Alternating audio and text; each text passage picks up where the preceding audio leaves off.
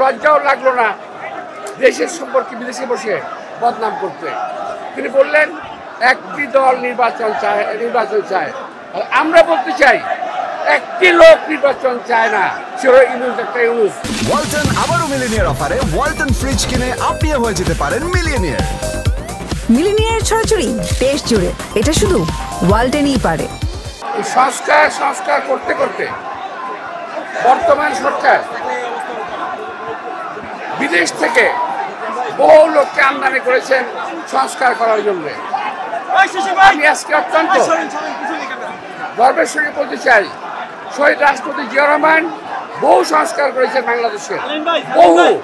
উনি বিদেশ থেকে কোনো পরামর্শ আনেন নাই, উনি দেশে থেকেই দেশের যে সংস্কার করা দরকার তা করেছেন।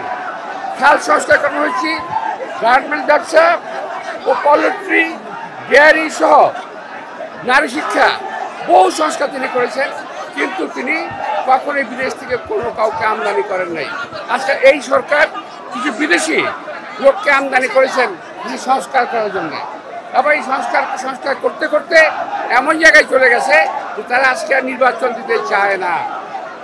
দেখলাম ইউনুস সাহেব জাপানে বসে বিএনপি সম্পর্কে বদনাম করছেন। একটু লজ্জাও লাগলো না দেশের সম্পর্কে বিদেশে বসে বদনাম করতে। তিনি বললেন একটি দল নির্বাচন চায়, আর আমরা বলতে চাই একটি লোক নির্বাচন চায় না, সেটা ইউনুস, একটা ইউনুস। উনি নির্বাচন চায় না। বিএনপি বরাবর নির্বাচন চেয়েছে ডিসেম্বরের মধ্যে, এবং এই ডিসেম্বরের কথা কিন্তু ইউনুস সাহেব স্বয়ং বলেছেন, আমরা বলি নাই, তারই প্রস্তাব। পরবর্তীতে তিনি শিফট করে চলে গেলেন জুন মাসে যদি নির্বাচনের কথা বলেন, এই নির্বাচন কখনো বাংলাদেশে হবে না।